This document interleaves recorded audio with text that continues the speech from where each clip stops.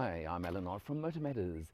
Eagle Mazda have been kind enough to loan me another Mazda to have a look at because I haven't driven them for quite a while.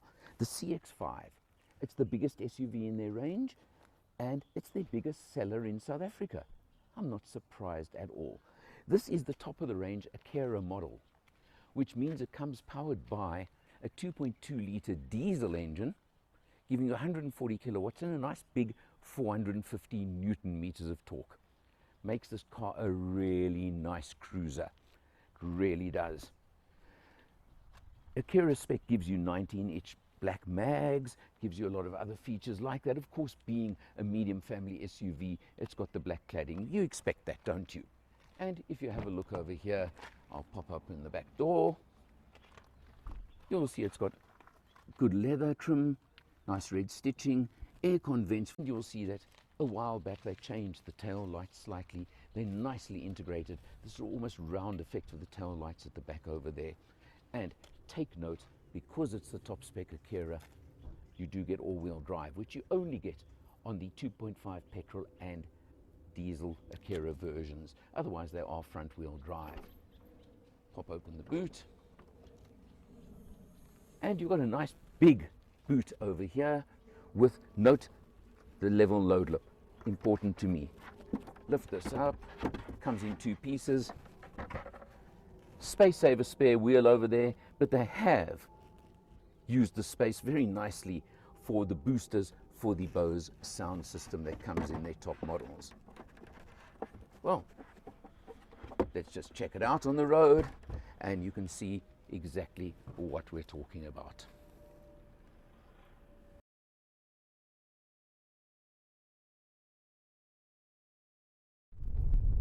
On the road through our suburb, as has become our norm for driving on these reviews now, the CX-5 has always been nice and smooth, nice and comfortable, and like the other Mazdas, the premium feel. Although this is the oldest model probably in the range right now that we have in South Africa. There is a new CX-5, I think, that's been launched overseas, and there are CX-50s and 60s and others coming. And there's talk of them coming to South Africa. I really hope they do, because this, as a medium family SUV, ticks lots of boxes in my book. It really does. And of course, it's the diesel engine in this one. And interestingly, the only model with the diesel is this top spec Akera version. So you've got all your soft touch spots, you've got the luxury, you've got the comfort, you've got USBs, you've got all these things you want, and they're there for you. And of course, Akera, what Akera does, the top spec version, is it gives you the full safety spec as well, and the full safety suite. So you've got lane departure warning, you've got lane keep, you've got active cruise control, you've got a rear cross traffic warning. I think you know what I mean. You've got all of those features that come only on these top models. And the interesting fact about that is, of course, the price gap between the bottom of the range and this top of the range model. And that's always very, very interesting to me, because believe it or not, you can get a manual 2-litre petrol version for 515,000 Rand, and you can get into this one, same body, not the same engine.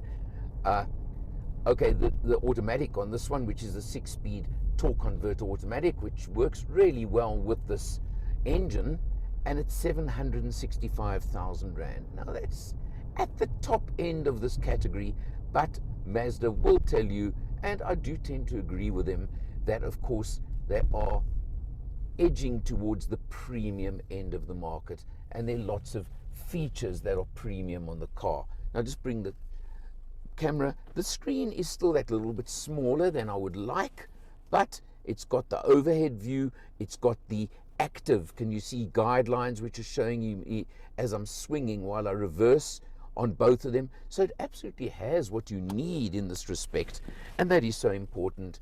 And then just while we're here, I said it's a normal 6-speed torque converter automatic.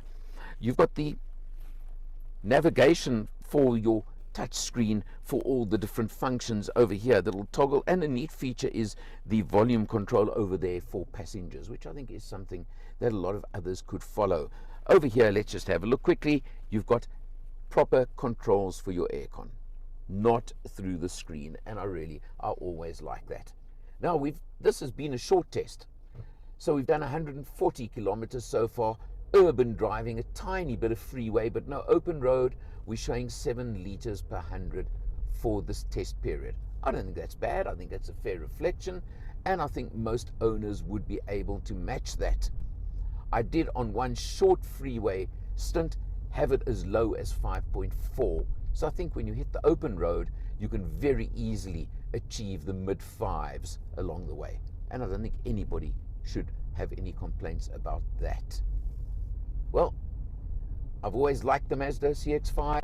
It's certainly, in my book, there's a reason why it's Mazda's biggest seller in South Africa. And I think it'll continue to do so, because it also gives you, don't forget, that 3-year unlimited mileage warranty and service plan.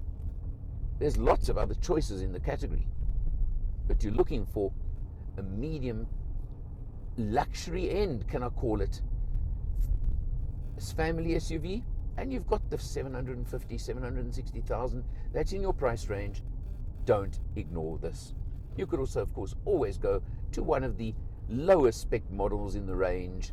Go with the 2-liter petrol engine, not have all-wheel drive, which in this case is purely a safety function in my book, but you can do it and you'll still get the quality, you'll still get the ride, and you'll still get that Mazda quality.